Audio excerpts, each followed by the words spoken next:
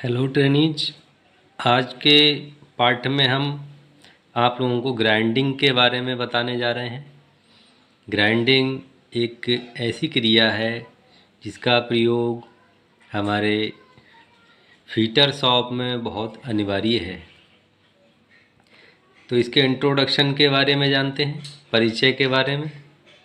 परिचय: चिकनी सतह प्राप्त करने की प्रक्रिया को ग्राइंडिंग कहा जाता है। ठीक है ना। चिकनी सतह प्राप्त करने के लिए। नेक्स्ट है ग्राइंडिंग व्हील मुख्य दो अवयवों से यानी दो पदार्थों से मिलकर बना होता है। पहला है एब्रेसिव, ठीक है। दूसरा है बाइंडर या बॉन्ड। एब्रेसिव यह प्रायः दो प्रकार के होते हैं। पहला है कृत्रिम और दूसरा है हमारा प्राकृतिक। पहला प्राकृतिक है हमारा और दूसरा कृत्रिम है। प्राकृतिक हमारे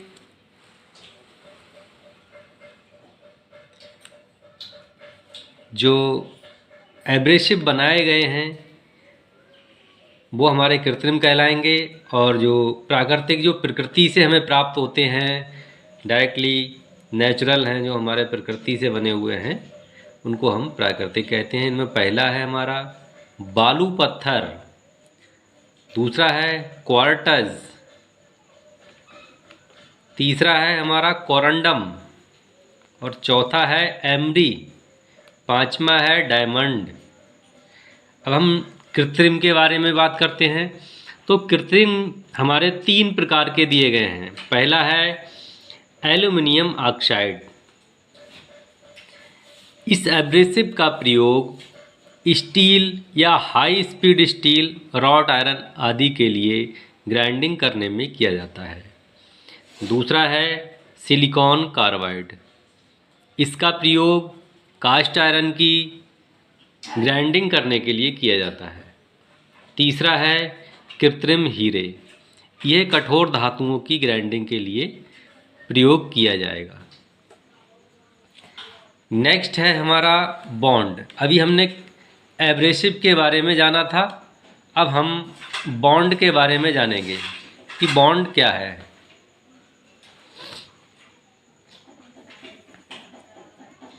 बॉन्ड हमारे जो व्हील को जोड़ने का कार्य करेगा, एक ऐसा पदार्थ, जैसे कह सकते हैं कि फेविकोल वगैरह देखा होगा आपने, इस टाइप का ही ये बॉन्ड होता है। और बॉन्ड हमारे 7 प्रकार के दिए गए हैं। अन्य किताबों में अलग अलग तरह से मिलेंगे, आपको 5 भी मिलेंगे, कहीं 4 मिलेंगे, और यहाँ 7 मैं आपको बताने जा रहा हूँ। पहला है विट्रीफाइड बॉन्ड। इसको अंग्रेजी के भी अक्षर से दर्शाते हैं। 1260 डिग्री पर भट्टी में पकाकर भील को तैयार किया जाता है, और इस भील की कार्य क्षमता जो है बहुत अधिक होती है। कौन से वाले बॉन्ड से बने हुए? विट्रीफाइड बॉन्ड से बने हुए भील। दूसरा है सिलिकेट बॉन्ड। इसको अंग्रेजी के एस अक्षर से दर्शाते हैं। 260 डिग्री पर इसको भट्टी में गर्म करके भील को बनाया जाता है। इसकी स्ट्रेंथ अधिक होती है। नेक्स्ट तीसरा है सैलाक या चपड़ा बॉन्ड भी इसको कहा जाता है। इसको अंग्रेजी के ई अक्षर से दर्शाते हैं। इसको तेल तथा कास्टिक सोडा से बचाना चाहिए, नहीं तो ये भील हमारा खराब हो जाएगा। रेजिन बॉन्ड, इसको अंग्रेजी के बी अक्षर से दर्शाते हैं। 200 डिग्री सेल्सियस पर भट्टी में इसको गर्म करके पकाया जाता है भील को। ये उच्च गति पर प्रयोग करने में काम आता है। Resin bond.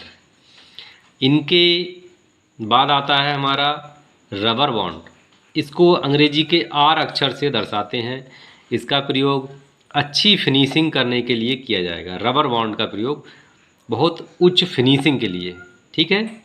नेक्स्ट है धातु मेटल बॉन्ड, धातु या मेटल बॉन्ड। इसका प्रयोग टंगस्टन, टंगस्टन देखा है आपने? नहीं देखा होगा तो इसके बारे में पढ़ा होगा। ये बहुत कठोर धातु है, इसका तापमान भी लगभग 3000 से अधिक है। टंगस्टन की ग्राइंडिंग के लिए प्रयोग करेंगे हम कौन से वाले बॉन्ड से बने हुए व्हील को? Metal bond. नेक्स्ट है हमारा ऑक्सी क्लोराइड बॉन्ड। बिना कूलेंट के प्रयोग किया जाता है ऑक्सी क्लोराइड बॉन्ड। इसकी विशेषता है, बाकी इनमें सभी में हमें कूलेंट प्रयोग करना पड़ेगा। कूलेंट प्रयोग नहीं करेंगे तो हमारा अच्छे से व्हील कार्य नहीं करेगा और हमें जो कार्य कर रहे हैं, कार्यखंड हमारा या जॉब प्रयोग कर रहे हैं, उसमें अच्छे से ग्राइंडिंग नहीं हो पाएगी। और सावधानी के बारे में नेक्स्ट वीडियो में हम जानेंगे।